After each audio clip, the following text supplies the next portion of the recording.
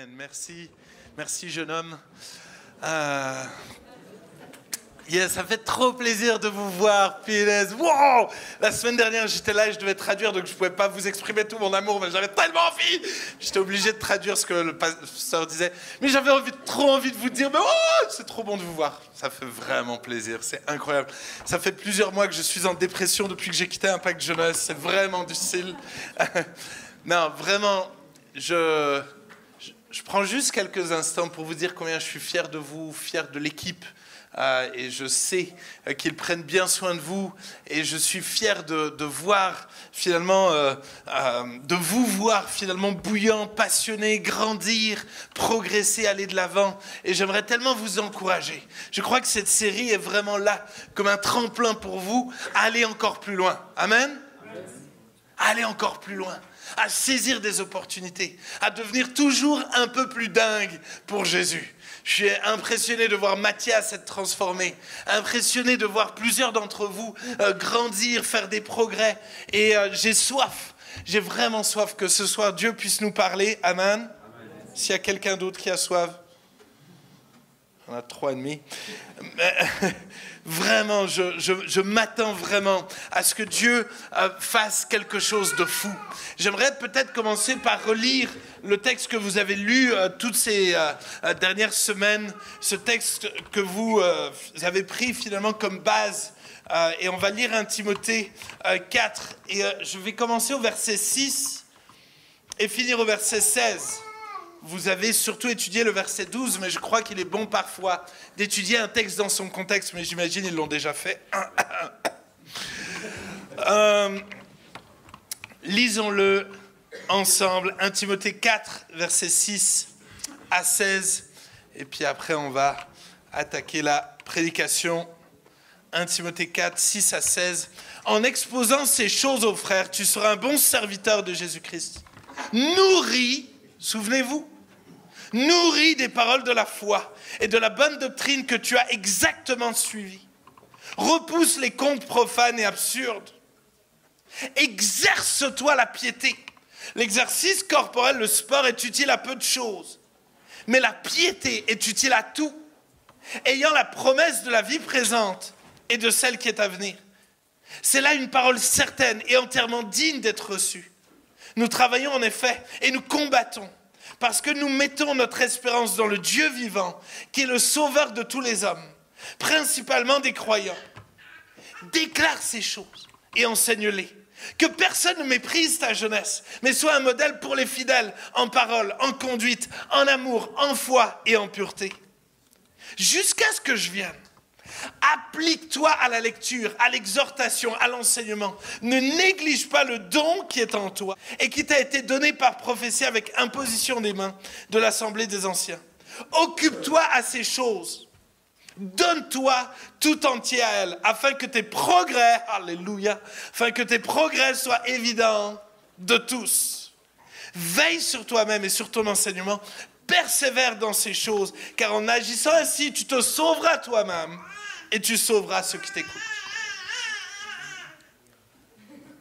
Wouh! C'est un bon programme. J'ai peur que si on s'attarde que sur le verset 12, on risque d'oublier qu'il y a un moyen d'y arriver. Et le but, c'est de devenir ce modèle pour tous les fidèles, en parole, en conduite, en amour, en foi et en pureté. Mais il y a un chemin. Il y a un chemin. Il va falloir se battre, combattre. Il va falloir faire des efforts. Il va falloir t'entourer des bonnes personnes. Il va falloir te donner tout entier pour faire des progrès. Ça va te demander du temps et des sacrifices.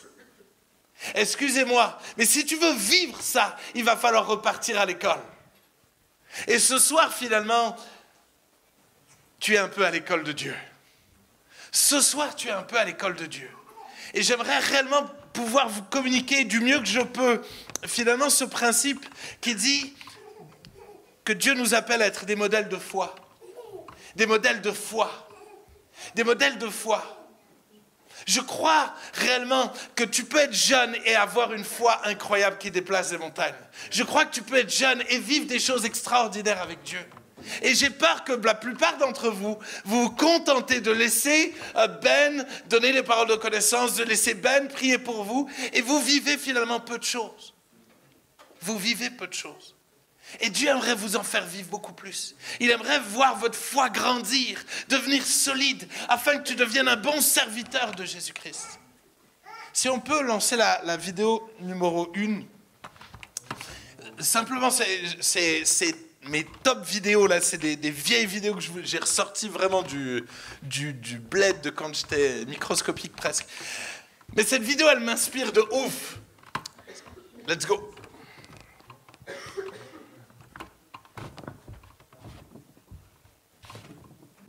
Et toi, est-ce que tu vas être ce modèle de foi qui croit en l'impossible, qui croit dans les miracles, qui croit en un Dieu vivant? Est-ce que tu vas devenir ce modèle-là? Merci pour le amen. J'avoue qu'ils sont calmes ce soir, hein, c'est un truc de fou. Hein. Ça fait vraiment flipper. Hein. J'aimerais vous présenter en ce moment quelqu'un qui est un de mes modèles de foi. Tu peux mettre la photo numéro 0. Un de mes modèles de foi du moment, c'est cette petite fille qui s'appelle Anaël.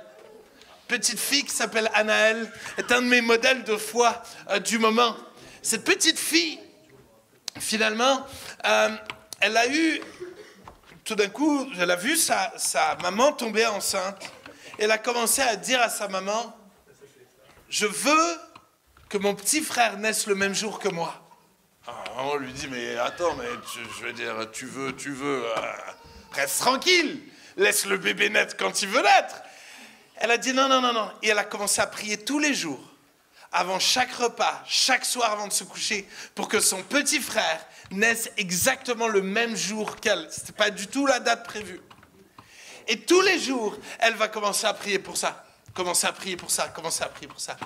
Vous devinez quoi? Son frère est né exactement le même jour qu'elle.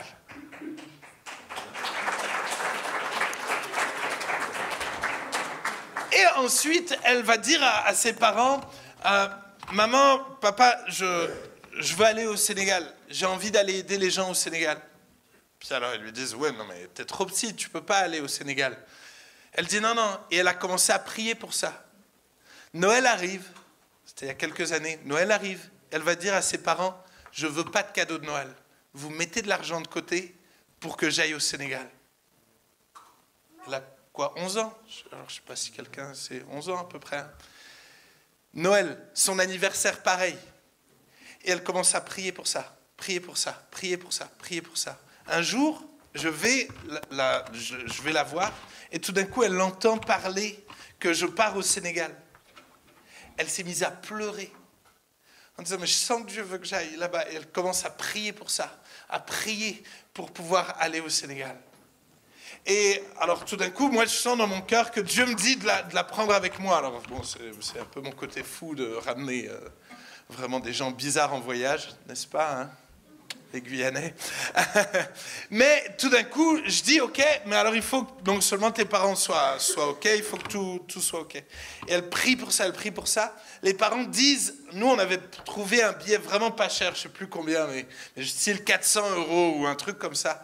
Les parents disent, ok, on l'envoie au Sénégal si on trouve moins cher que le billet qu'ils ont trouvé. Et sincèrement, on a cherché comme des fous. Hein. Pour trouver ces billets-là, c'était genre la galère, c'était pendant les vacances scolaires, c'était vraiment, vraiment la galère. Tout le monde m'avait dit, nous les billets qu'on avait eus, c'était même plus 500 € que 400 €. Et tout le monde m'avait dit, Thibaut, jamais tu auras un billet à 500 €. Tout le monde m'avait dit ça. J'ai trouvé un billet à 500 €. Les parents disent, elle ne part pas si on n'a pas des billets en dessous de ce prix-là. Elle a eu un billet à 360 €. Elle est partie au Sénégal seule. Elle priait pour les gens. Elle n'avait pas peur. Elle a témoigné devant les gens. Elle allait prier pour les malades. Elle chassait les démons. Mais ce petit bout-là. Et j'ai des fois peur de voir finalement des grands gaillards ne pas oser prier. Avoir une foi toute petite. Si on vous dit témoigne, fais quelque chose, tout d'un coup, ah non, pas moi, ah non, je suis pas capable, ah non, je sais pas faire, ah non. Et de me dire, mais attends, wow, si elle a cette foi-là, à combien plus forte raison tu peux avoir une foi incroyable? Et Dieu veut te donner cette foi-là. Il veut te donner de vivre des choses absolument extraordinaires. Et j'aimerais qu'on puisse étudier un texte. J'avais le choix finalement de parler d'être des modèles de foi. J'aurais pu parler de plein de gens, de David contre Goliath, ce petit gars que tout le monde dit t'es trop jeune, t'y arriveras pas. J'aurais pu parler de David, mais vous connaissez David. J'aimerais vous parler d'une femme cananéenne, on ne sait même pas comment elle s'appelle. Et on va lire Matthieu 15, verset 21. On va lire ce texte et on va juste réfléchir sur cette femme cananéenne inconnue finalement et de voir le parallèle finalement entre elle et nous et comment on peut découvrir finalement cette grande foi et devenir chacun des modèles de foi. Amen? Yes? Yes. Matthieu 15, verset 21 jusqu'à 28. Après, on va vraiment se concentrer sur ce texte qu'on va étudier ensemble. Matthieu 15, 21 à 28. Jésus étant parti de là, il se retira dans le territoire de Tyr et de Sidon. Et voici, une femme cananéenne qui venait de ces contrées lui cria « Aie pitié de moi, Seigneur, fils de David. Ma fille est cruellement tourmentée par le démon. » Il ne lui répondit pas un mot. Et ses disciples s'approchèrent et lui dirent avec instance, « Renvoie-la, car elle nous saoule, elle crie derrière nous, là. » Il répondit, « Non, les gars, vous inquiétez pas, je n'ai été envoyé qu'aux brebis perdues de la maison d'Israël. » Mais elle vint se prosterner devant lui, disant, « Seigneur, secours-moi » Il répondit, écoutez bien, « Il n'est pas bien de prendre le pain des enfants et de le jeter aux petits chiens. » Oh! Je relis. Seigneur, secours-moi! Il répondit, il n'est pas bien de prendre le pain des enfants et de le jeter aux petits chiens. Regardez ce qu'elle va répondre. Oui, Seigneur, dit-elle. Mais les petits chiens mangent les miettes qui tombent de la table de leur maître. Alors Jésus lui dit, femme, ta foi est grande. Quel exemple de foi! Qu'il te soit fait comme tu veux. Et à l'heure même, sa fille fut guérie. Oh. C'est une histoire un peu chelou, non? Qui est cette femme cananéenne? En tout cas, on ne sait pas comment elle s'appelle, et à quelque part, ça pourrait être finalement un peu n'importe qui. Femme, c'est un peu n'importe qui, mais elle vient de Tyr et Sidon. Finalement, c'est un territoire où il y a plein d'idoles. Elle vient d'un lieu, finalement, où finalement on ne croit pas dans le Dieu vivant.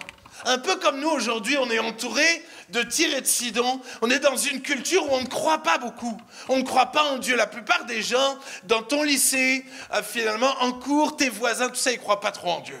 Ils trouvent que c'est un peu même débile de croire en Dieu. Tes profs, et de plus en plus, j'entends parler des profs dire que Dieu n'existe pas. C'est marrant, hein? Si un prof dit que Dieu existe, limite, on le vire, alors que ceux qui disent que Dieu n'existe pas, eux, ils n'ont pas de problème. Allô? Ça fait réfléchir, n'est-ce pas? On a l'impression, finalement, qu'on est dans une culture où on ne croit pas en Dieu. On ne croit pas en Dieu. Et cette femme, finalement, elle n'a rien pour être un modèle. Parce qu'elle se retrouve au milieu des disciples, avec Jésus. Elle est d'une culture où elle ne croit pas en Dieu. A priori, elle a une fille qui a un démon. Si elle a une fille qui a un démon, c'est comment ça se fait que le démon a eu accès à sa famille? Qu'est-ce qu'elle a fait ou pas fait, ou je ne sais pas. Mais en tout cas, on se dit, il y a un problème dans cette famille. Il y a un problème chez cette femme. Et peut-être que tu es là et tu dis, moi, non, je suis trop jeune et puis j'ai trop de problèmes. Allô? Moi, je ne peux pas devenir un modèle de foi. Regarde ma vie, toutes sortes de galères, toutes sortes d'addictions, toutes sortes de choses compliquées. Qu'est-ce que tu veux que je devienne un modèle de foi? Je galère sur galère, finalement j'arrive à rien et j'ai essayé de m'en sortir, mais j'y arrive pas. Souvent on t'a dit que tu étais trop immature, que tu faisais trop souvent n'importe quoi, que tu n'as pas assez d'expérience, tu n'es pas assez sage pour être un modèle. Souvent on vous a collé une étiquette. Finalement, de dire, vous les ados, vous les jeunes, finalement, essayez de ne pas faire trop de bêtises, mais n'en faites pas trop. Finalement, on aimerait vous donner une étiquette de petits jeunes, de petits gamins, et finalement, laisser faire les grands. Des fois, malheureusement, même à la maison, on te traite comme un gamin, n'est-ce pas? On te traite comme un gamin. On a du mal à se soucier de toi, de tes rêves. Et tu es finalement comme cette femme-là. Et tu as envie de dire, non, non, il ne peut rien m'arriver de bon, je ne peux pas devenir un modèle. J'aimerais te dire que Hébreux 11, qui est finalement le listing de tous les modèles de foi, tous les exemples de foi, est blindé de gens bizarres, blindé de Samson qui fait n'importe quoi, blindé d'Abraham qui passe son temps à mentir, blindé de David qui va tuer un homme et coucher avec la femme du gars. Enfin, c'est que des gars, excusez-moi, mais qui sont un peu tordus dans l'histoire. Bienvenue dans le club des tordus. Parce qu'on est tous un peu tordus. On a tous nos bizarreries. On a tous des choses vraiment bizarres, surtout Ben qui ne m'écoute pas. Mais on a tous finalement des choses finalement qui ne vont pas dans nos vies.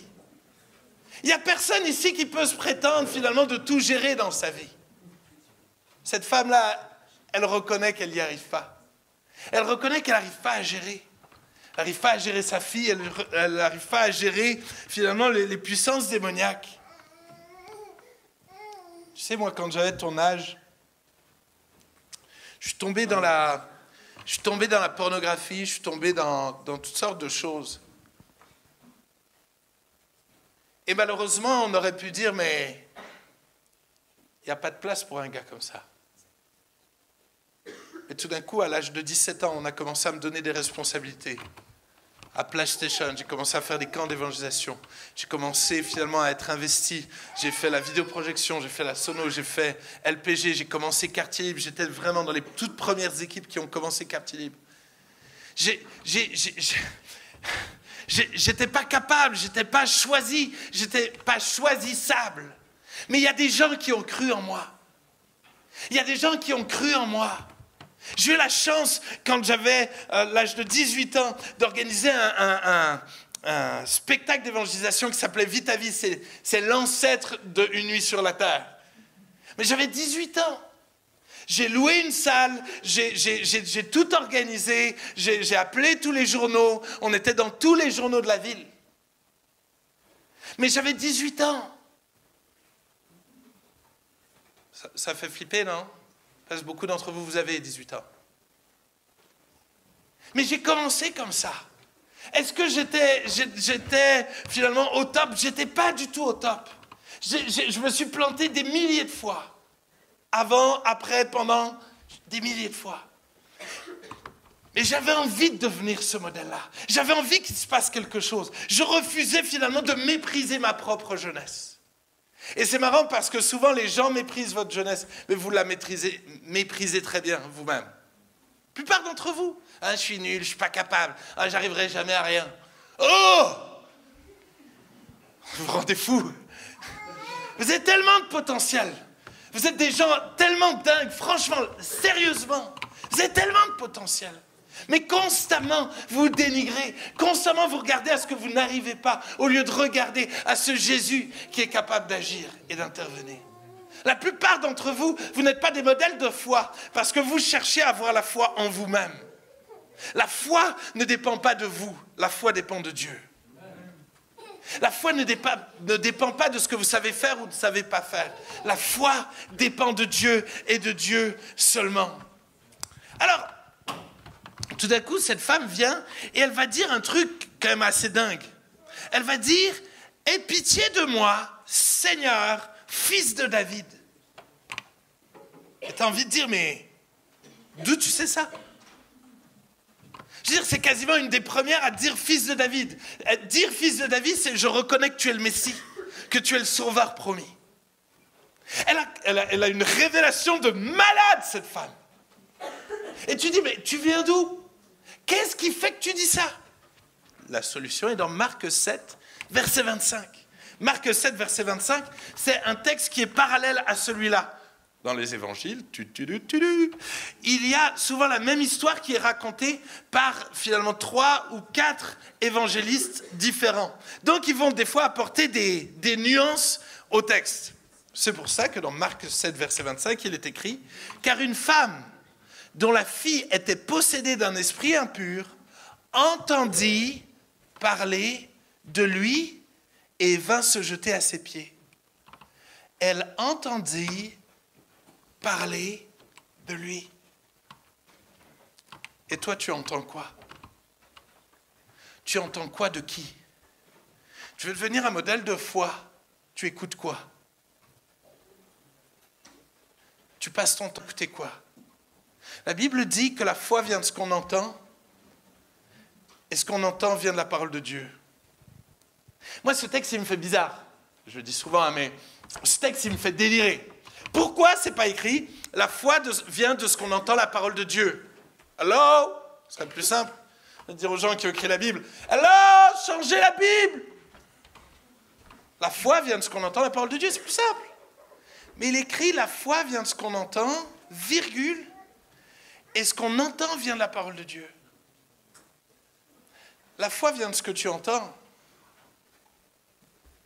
Si tu passes ton temps à dire « je suis moche, je suis moche, je suis moche, je suis moche », qu'est-ce que tu entends? « Je suis moche ». Qu'est-ce que tu vas finir par croire? Que tu es moche.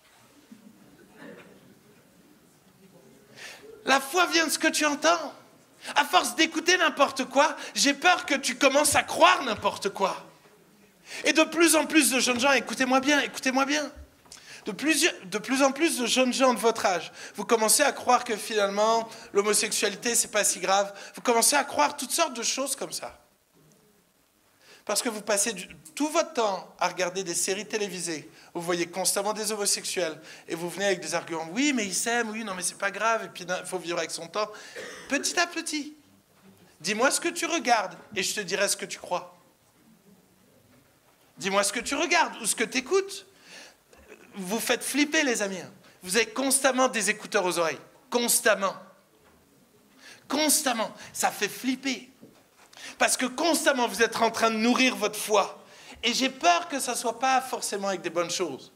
Shake it, boom, boom. Shake it, shake it, shake. Oh! Laisse-moi tranquille.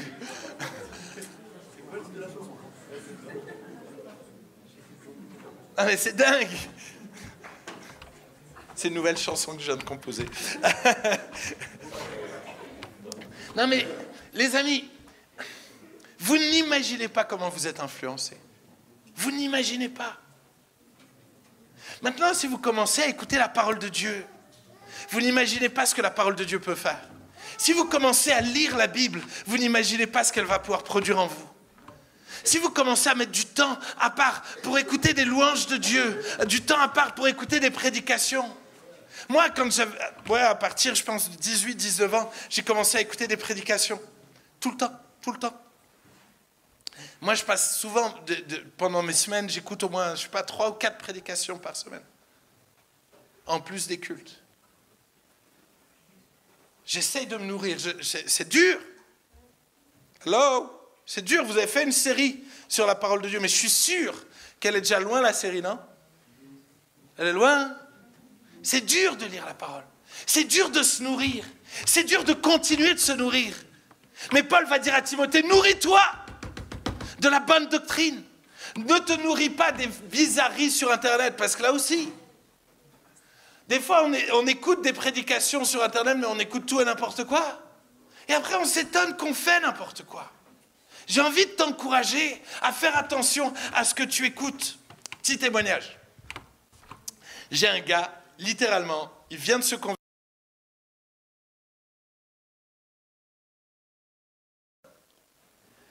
Il y a 8 ans, j'étais le visiter une dernière fois, il me dit « Thibaut, je suis musulman. »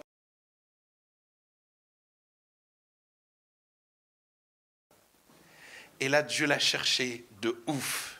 Vraiment, il est devenu musulman. Plein de choses. Mais ce qui m'intéresse, une petite partie de son témoignage, il se fait baptiser demain. Mais il me raconte qu'il regarde le culte en direct et il venait de parler avec une amie musulmane qui était dans la même pièce que lui et il lui avait posé la question, tiens, est-ce qu'il y a quelqu'un dans ta famille qui fait de la magie? Elle a dit oui, et puis ils avaient parlé de ça. Puis tout d'un coup, alors qu'il écoute le culte en direct, tout d'un coup, Jean-Marie Ribet commence à parler sur la magie. Et tout d'un coup, la fille, elle le regarde, elle dit, mais c'est pour ça que tu m'as posé la question, parce que tu savais qu'il allait parler de ça. Il dit, non, je ne savais pas, c'est du direct. Et tout d'un coup, elle commence à dire, ah ouais, mais ça ne m'intéresse pas. Mais elle reste dans la pièce. Et elle fait genre, elle n'écoute pas. Mais il me dit, tu voyais que souvent, elle regardait comme ça. Et puis, tout d'un coup, à la fin de la prédication, tout ça, Pasteur Sam prie pour les malades. Et il dit, vraiment, je sens que Dieu veut guérir les malades ce soir. Et tout d'un coup, elle se lève et elle regarde tout bizarrement. Alors, mon ami Élie, là, il dit, mais qu'est-ce qui se passe? Qu'est-ce que...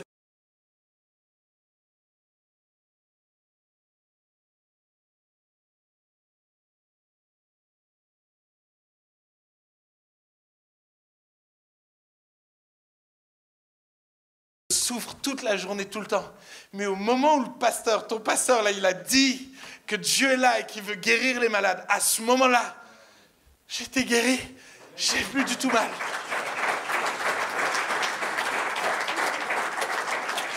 La parole de Dieu.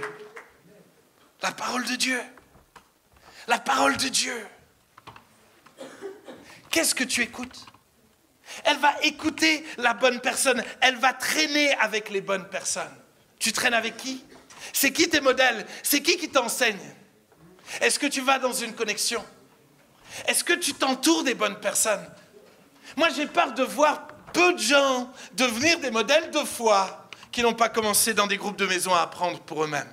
Moi, j'ai connu Nico à venir faire des camps d'évangélisation.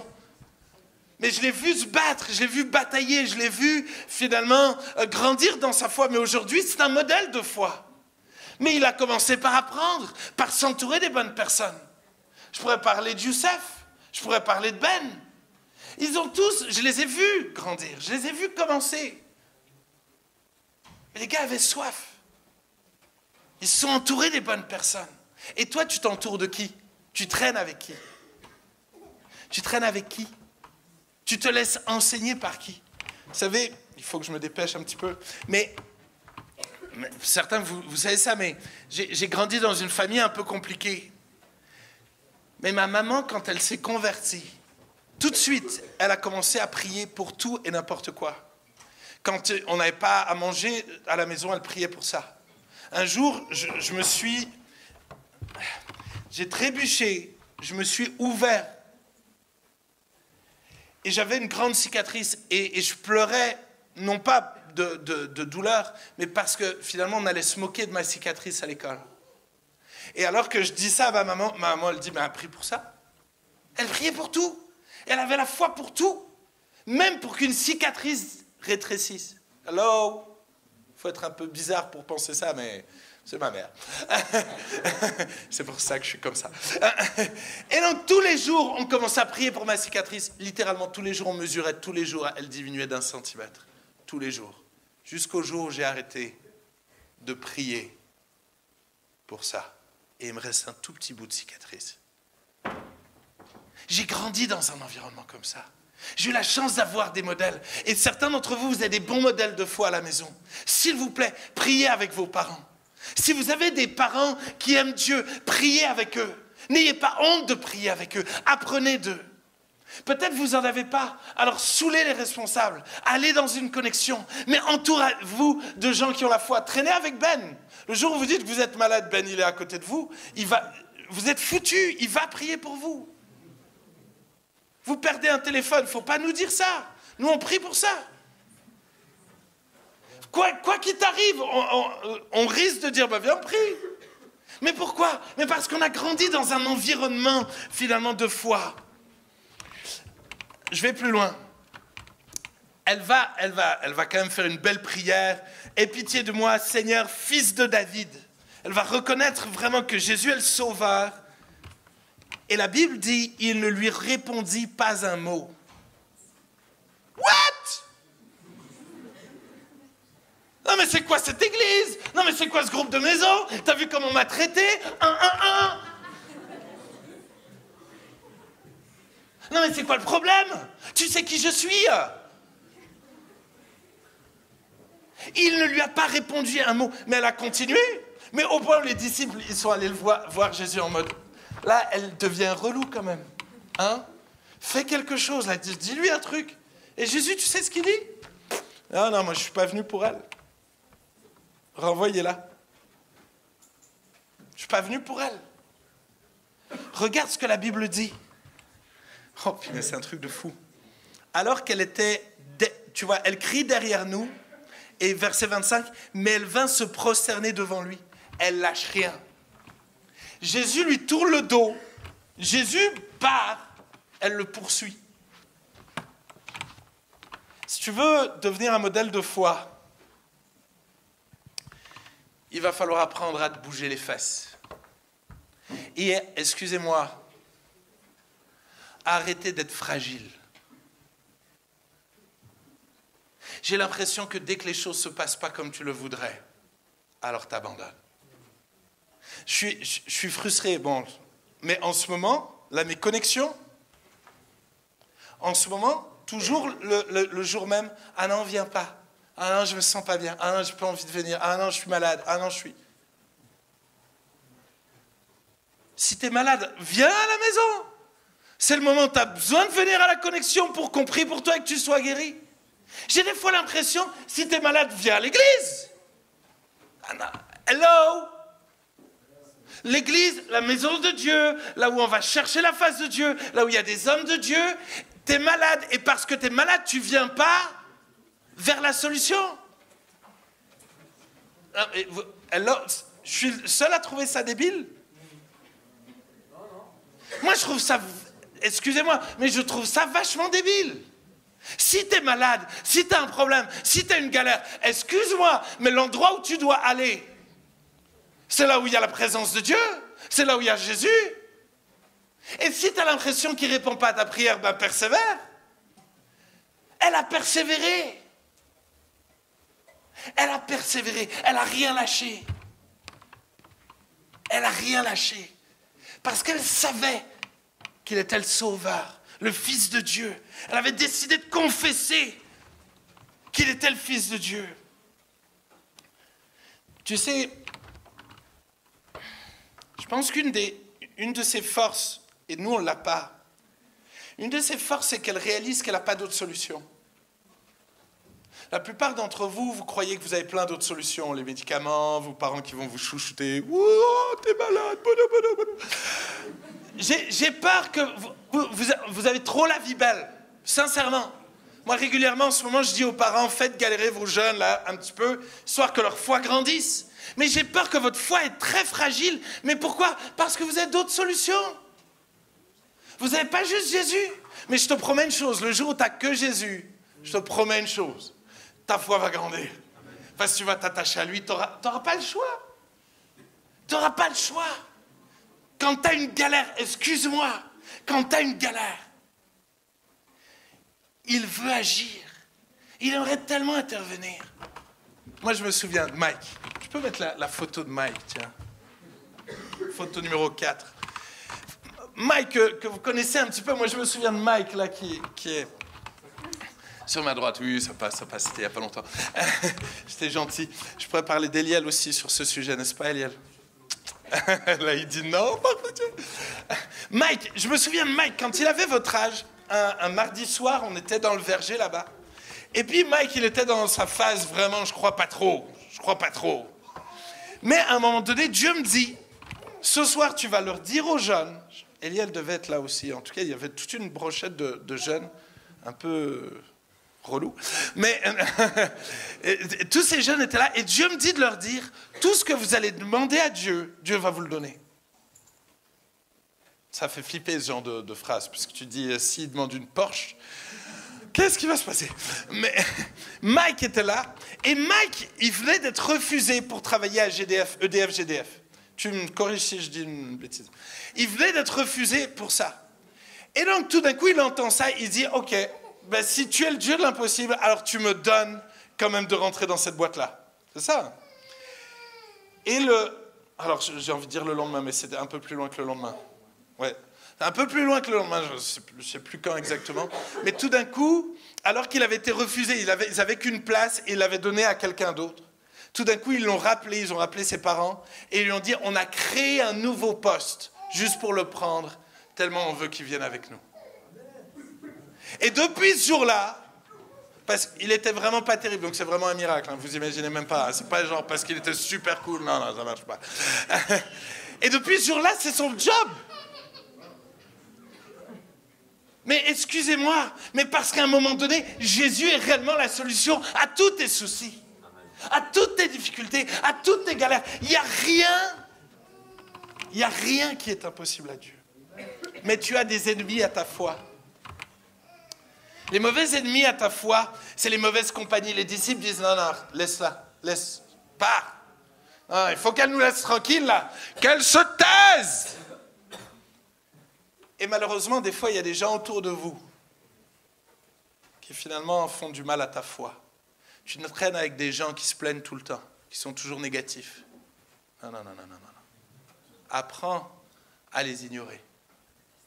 Apprends à les ignorer. Choisis de traîner avec des gens qui ont la foi. L'autre ennemi de ta foi, c'est tes sentiments. Et vous travaillez beaucoup avec les sentiments. Ah, je sens rien. Ah, Jésus ne m'a pas répondu. Alors, non, non, je sens rien. Je sens que... Et malheureusement, beaucoup d'entre vous, parce que vous ne sentez rien, vous ne vous approchez pas aux appels. Parce que vous ne sentez rien, vous ne priez pas à voix haute. Parce que vous ne sentez rien, vous ne persévérez pas. J'ai envie de vous encourager à ne pas vivre selon vos sentiments, mais vivre réellement selon les promesses de Dieu, à persévérer malgré tout. Même si vous sentez rien du tout, persévérez et vous allez voir une percée. Vous allez voir une percée.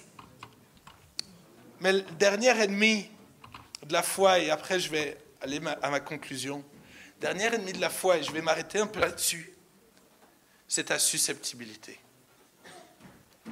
Jésus va dire, écoute-moi bien, Jésus va dire, oh, c'est quand même fou. Je veux dire, on ne donne pas la nourriture qui est destinée aux enfants aux chiens. La femme, elle est désespérée. Elle a besoin d'un miracle. Et Jésus lui parle comme ça. Excusez-moi, mais la plupart d'entre nous, où on se serait battu, on serait parti en pleurant. Pour les plus courageux,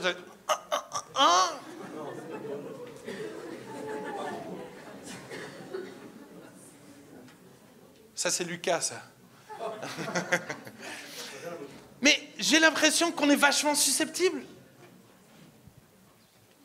Susceptible. Dès que les choses ne se passent pas comme on le voudrait, on est vachement susceptible. Dès que ça ne se passe pas comme on veut, dès que l'église n'est pas comme on veut, on est susceptible. Dès que la connexion n'est pas comme on veut, dès que les gamins ont regardé un peu bizarrement, on est susceptible. Et vous, excusez-moi, mais vous êtes une génération encore plus susceptible que la mienne. Et je suis susceptible de ouf. Mais je sens que vous avez un potentiel. Ça me fait flipper. Hein. Dès qu'il y a quelque chose, genre, oh non. Dès qu'il y a quelque chose qui n'est pas comme vous l'imaginez, alors on ne vous voit plus. Excusez-moi, si devenir un modèle de foi, il va falloir apprendre à ne plus être susceptible. Et même si tu ne comprends pas, même si on dit des choses que tu n'as pas envie d'entendre, il va falloir apprendre à écouter. Je me souviens d'Eliel, pas longtemps, qui me dit « Non, mais Thibaut, c'est impossible, ils vont m'obliger à prendre un job que je n'ai pas envie de faire. » Je dis « Non, mais crois, va leur demander, c'est possible. » « Non, non, c'est pas possible, non, c'est pas possible. » Bon, ça, c'est un bon gars susceptible. Mais j'ai pas arrêté de lui dire. Mais une semaine après, je pense, une semaine après qu'on ait parlé, le gars, il vient me voir, il me dit « Oh, il a accepté finalement que j'ai pas le job, que je disais que c'était impossible. Que... » Mais des fois, vous faites peur, en fait.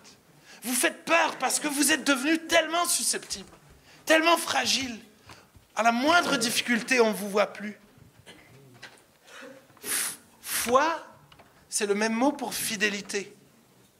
Tu ne peux pas dire que tu as la foi si tu n'es pas fidèle.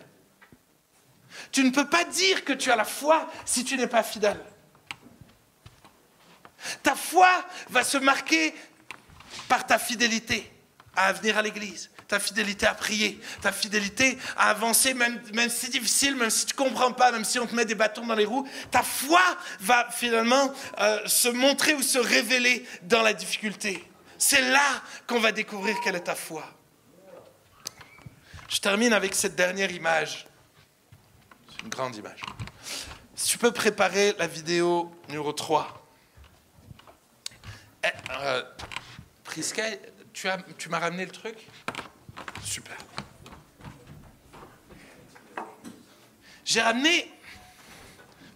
Prisca m'a ramené des petits morceaux de gâteau là.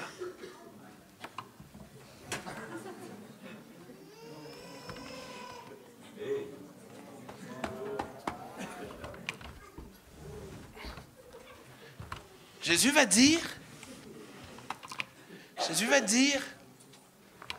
je vais vous le redire exactement, je veux que vous...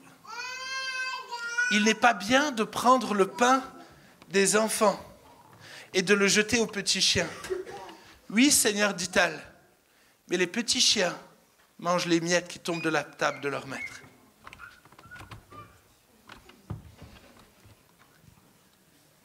Elle était à genoux à ce moment-là. La Bible dit qu'elle était prosternée. Si tu veux avoir la foi et devenir un modèle de foi, il va falloir apprendre à te prosterner et à faire des choses. Les autres vont te juger pour ça.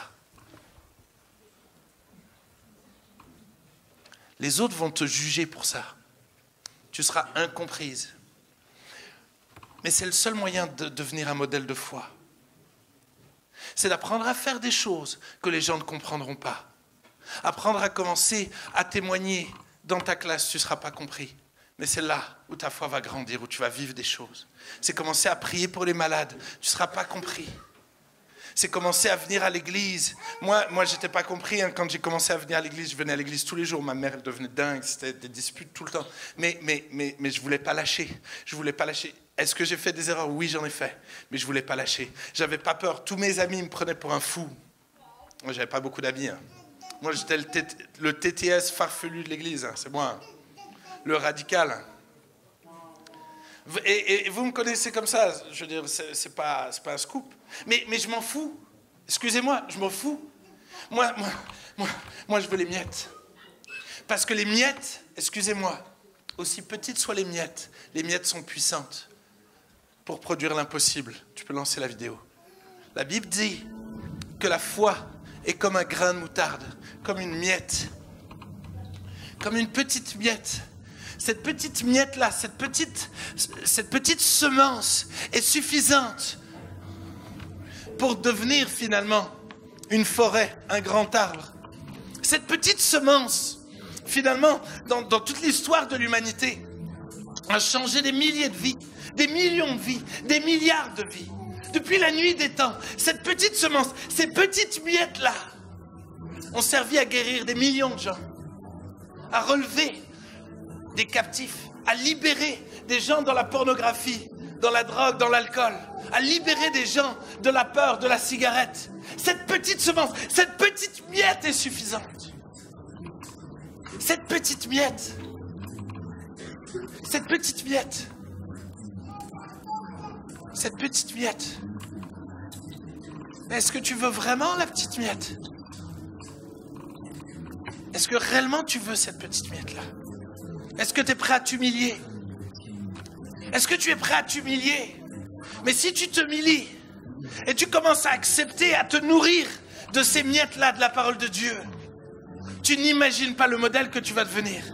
Tu vas changer le monde.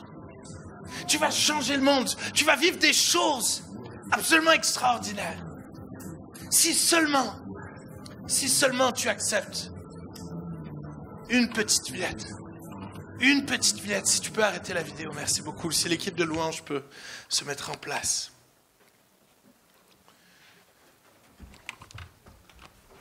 J'aimerais terminer.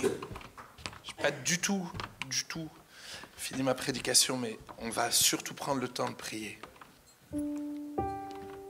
J'aimerais terminer. Cette femme, Jésus va dire, qu'est-ce que sa foi est grande? La Bible dit que les disciples, au chapitre avant, ils doutent, au chapitre après, ils doutent.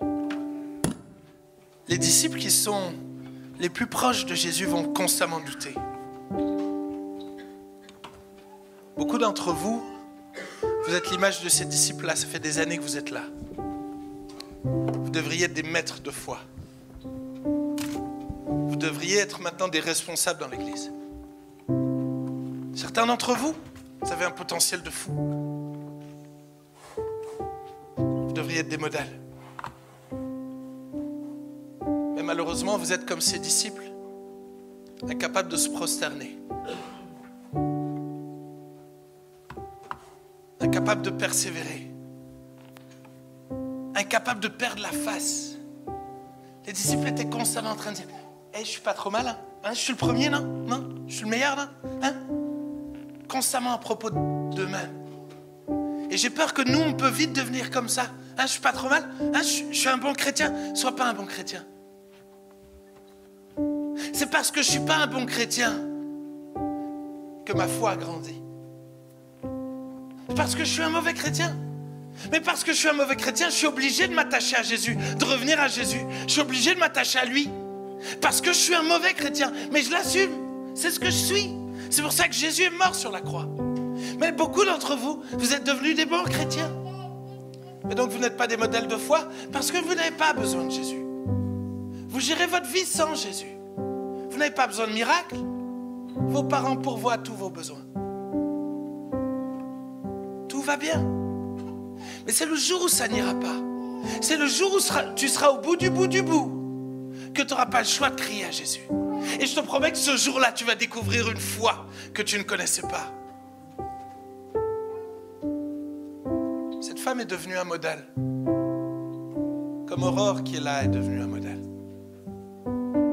Aurore qui nous rend visite. J'ai connu Aurore. Elle était toute jeune, 14-15 ans. Aurore n'a quasiment jamais raté un groupe de jeunes. Aurore très vite s'est engagée à la louange. Aurore avait tant d'excuses pour lâcher Dieu. Famille compliquée, une sorte de choses compliquées en elle. Mais parce que c'était compliqué, elle s'est accrochée à Jésus. Elle s'est accrochée à Jésus. Et parce qu'elle s'est accrochée à Jésus, elle est devenue un modèle. Modèle pour sa sœur. Modèle pour un Pâques louange. Il y a des gens qui ne seraient pas là si Aurore n'était pas devenue ce modèle de foi. Aurore, elle était assise là. Elle a décidé de s'accrocher à Jésus, d'apprendre, de grandir. Aurore constamment disait, mais fais-moi des retours, je veux apprendre constamment. Elle avait cette soif de dire, je veux plus. Je veux grandir dans ma foi. Et aujourd'hui, c'est une femme de foi. Je pourrais vous parler de Papa Jean. On est dans une église où on a un homme qui a réussi à écrire 3 bouquins qu'avec des témoignages de miracles. Moi, j'ai l'impression que ça fait 4 pages. Si je devais écrire mes miracles à moi, ça ferait ça. Le gars, il a écrit 3 bouquins. C'est quand la dernière fois que t'es lui demandé de prier pour toi? Pourquoi pas? Ma question, et c'est vraiment ma dernière question, il est où le prochain Papa Jean? Tu sais quelle est ma peur? J'ai vu un Papa Jean avec une foi absolument extraordinaire. Il a vu des résurrections, il a vu des choses incroyables. Passer un relais avec un homme extraordinaire, Samuel Peter Schmidt. Et sincèrement, je peux parler un peu aux responsables, mais je nous trouve très fragiles. Parce qu'on est trop gâtés. Parce qu'on est trop gâtés. On a une foi, on ne vit pas beaucoup de choses, mais parce qu'on a une foi qui doit grandir. Responsable de connexion. J'ai peur, on ne voit pas nos connexions grandir, on voit peu de convertis, on voit peu de miracles, on voit peu de ça. Soyons honnêtes. Mais j'ai peur que des fois on se contente de ce qu'on a. On est très fiers de nous-mêmes, on a envie de se jeter des fleurs comme ça. Wouh, on est génial. On n'est rien génial du tout. Mais on ne dépend pas de Dieu. On ne dépend pas assez de lui. On n'est pas comme cette femme à dire non, même les miettes, j'ai besoin des miettes, donne-moi des miettes pour ma collection, donne-moi des miettes pour le groupe de jeunes, donne-moi plus de miettes. Mais j'ai besoin de miettes, j'ai besoin qu'il se passe des choses, j'ai besoin qu'à chaque impact jeunesse, il y ait des guérisons, des libérations, j'ai besoin que les groupes connexion se multiplient chaque année, et que des dizaines et des centaines et des milliers de jeunes viennent au Seigneur. C'est qui crie pour ça? C'est qui pleure pour ça? C'est qui est à genoux pour ça? T'as vraiment envie qu'il se passe quelque chose dans ton lycée? Est-ce que t'as vraiment envie? Est-ce que vraiment tu pries pour ça? Tu veux devenir un modèle de foi? Ça commence par te mettre à genoux. Tu veux devenir un papa Jean? Ça va commencer dans des petites choses, à commencer à prier, à crier à lui. Et petit à petit, tu vas voir Dieu agir. Petit à petit, il va te parler. Petit à petit, là où tu avais l'impression qu'il ne t'écoutait pas, il va commencer à te parler. Tu ne comprendras pas au début, pas de problème, persévère. Parce qu'au moment où la miette tombe,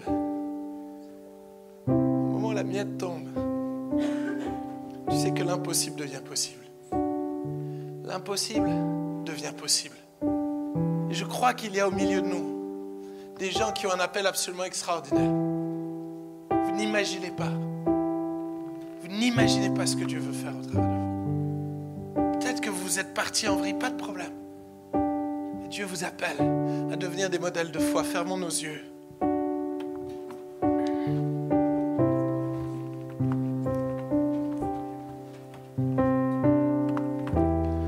Fermons nos yeux. J'aimerais alors que Ben va faire un chant. J'aimerais qu'il fasse un chant, mais j'aimerais que tu ne chantes pas. Il va faire un chant. J'aimerais que pendant ce chant de consécration, tu te poses des questions, que tu sois honnête avec toi-même. J'en suis au niveau de ma foi. Sois honnête. Est-ce que je suis un modèle de foi? Est-ce que vraiment je suis... La Bible dit que la bouche parle de ce que le cœur déborde. Est-ce que je parle de ma foi? Si je ne parle pas beaucoup de ma foi au lycée, là où je suis, alors ça veut dire peut-être que mon cœur n'en est pas rempli. Évalue ta foi. Pendant qu'on chante, sois honnête avec toi-même. Et à la fin du chant, je vais faire un appel. Un appel à se mettre à genoux. Invitez vraiment à sortir de vos rangs, à vous mettre à genoux. Comme cette femme. Et nous allons crier à Dieu. Crier à Dieu. Pour que nous puissions voir notre foi grandir, pour que Dieu puisse nous parler, pour que Dieu puisse nous remplir, afin qu'on devienne comme Aurore, comme Papa Jean, des modèles de foi, qui allons influencer non seulement nos familles, mais les générations qui viennent. Des modèles de foi qui allons nous engager dans l'Église et devenir des colonnes de l'Église. Des modèles de foi. Tout d'un coup, on n'écrira pas juste les livres de Papa Jean, mais les livres de Lucas.